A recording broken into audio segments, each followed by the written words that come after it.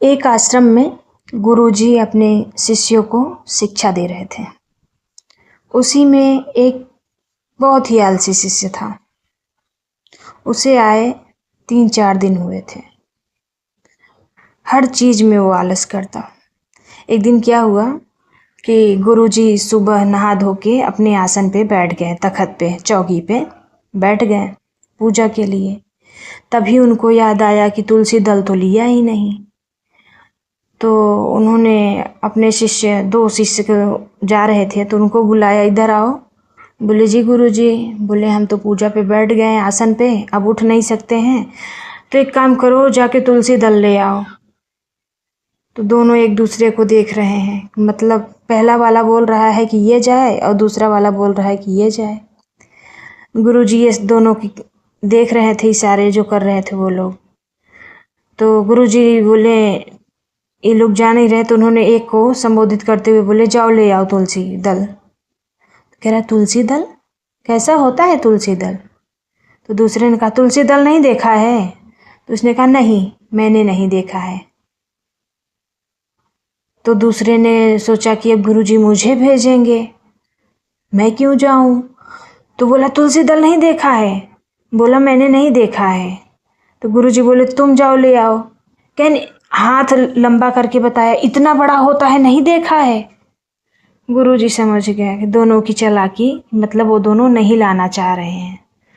तो गुरुजी ने कहा एक काम करो, आसन से तो मैं उठ नहीं सकता हूँ और तुम दोनों ने आज तक तुलसी दल नहीं देखी है। बोले नहीं गुरुजी, जबकि देखी थी, जानबूझ के गुरु के आगे झूठ बोल रहे थे वो लोग। हाँ, तो गुरुजी ने क्या काम किया, बोले एक काम करो, चौकी उठाओ दोनों तरफ से। चौकी इतना वजन, ऊपर से गुरुजी बैठे और वजन। दोनों ने उठाया, सांस खींच लिया एकदम से। बोले ले चलो उद्यान की तरफ। और दोनों हाफते हाफते उद्यान में ले गए। गुरुजी ने कहा देखा तुलसी, ये तुलसी का पेड़ है और ये तोड़ लिया, ये तुलसी दल है, ठीक है, देखा? बोले हाँ। कहना अब चौकी फिर से उठाओ और जहाँ बैठे थे वहाँ फिर से लेके चलो। दोनों ने जो है फिर से उठा के चौकी उद्यान से पूजा स्थल पे ला के रख दिया। गुरुजी ने कहा अब याद रहेगी? बोले जी गुरुजी, अब भूल भी नहीं पाएंगे, कभी भी जीवन में नहीं भूल पाएंगे, तुलसी दल हमेशा याद रहेंगी। बोले चलो ठीक है। फिर एक दिन क्या होता है, गुरुजी प्रवचन कर रहे होते हैं, जो नया लड़का था। तो गुरुजी ने कहा कि बेटा जरा बाहर देखो, बारिश हो रही है क्या? अब वो आलसी तो था ही, कौन उठे बाहर जाए।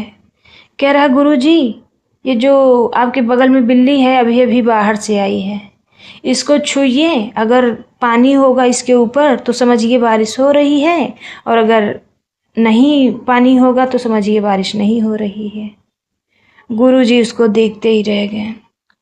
फिर क्या हुआ, अगले दिन बोले अपने से उसी से कि बेटा थोड़ा गाय को बंधन से मुक्त कर दो।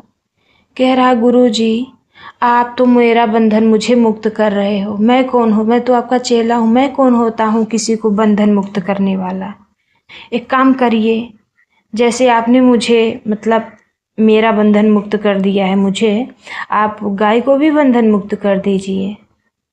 गुरुजी समझ गए कि ये उठने वाला नहीं है। गुरुजी उठ के गाय को इधर सुधर चारे के पास पहुँचा के आए। फिर एक दिन क्या होता है, गुरुजी लेट गए होते हैं, उसी से भी लेटा होता है। तो गुरुजी बोलते हैं बेटा लाइट बंद कर दो। अब वो उठे, कौन उठे?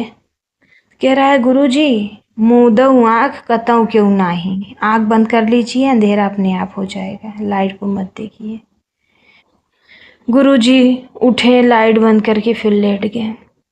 फिर अगली सुबह कोई गुरुजी से मिलने आया, मिठाई का डब्बा गुरुजी को दिया, प्रणाम किया, थोड़ा बात किया, फिर चला गया।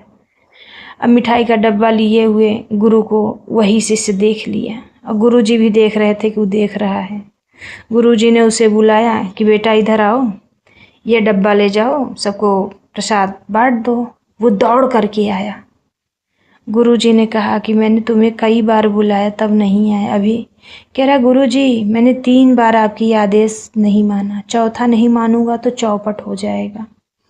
गुरुजी हंसने लगे, फिर कुछ नहीं बोले। बोले चलो ठीक है, ले जाओ। वो लेके गया, सभी शिष्यों में बांट दिया। तो क्या है, गुरु गोविंद दो खड़े, काको लागू पाए, बलिहारी गुरु आपने, गोविंद दियो बताए। गुरु सबसे बड़े होते हैं, इसलिए गुरु का आदर करना चाहिए। पहले गुरु तो माता और पिता होते हैं, जो हमें संस्कार देते हैं।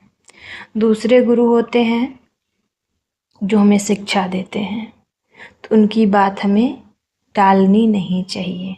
उनसे चोरी, बेईमानी, छल कपट नहीं करनी चाहिए। वो हमारे ज़िंदगी को संवारते हैं और उनकी हर बात माननी चाहिए। कभी कोई उल्टा सीधा कुछ भी नहीं करना चाहिए। अगर आपके जीवन में गुरु हैं तो आप खुशकिस्मत हो। माता पिता तो अलग ही बात है, उनका सर्वोपरि हैं, वो पहले गुरु। तो धन्यवाद। कैसी लगी आपको स्टोरी?